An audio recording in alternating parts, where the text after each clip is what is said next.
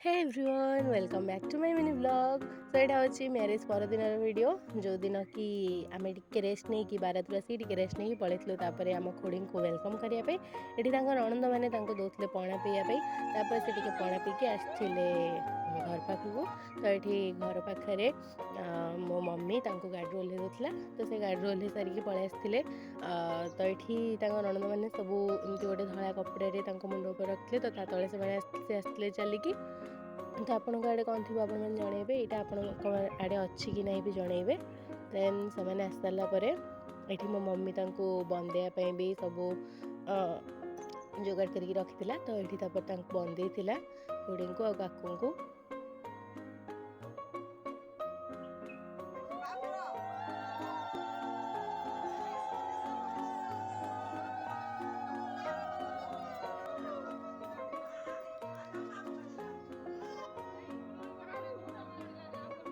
Then ये बंदाबंदी कम सरला गोटे थाली रे भात आउ कि मिसा होता तो सेटा को से देखिकी घर भर को एंट्री करार था।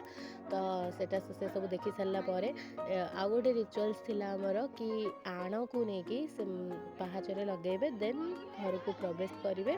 तो आण लगे सारापर ये से कलश गड़े तो आम नुआ खोड़ी गोटे नुआ स्टाइल कलश गड़े जोटा कि हाथ में देन से घर भर को एंट्री करते।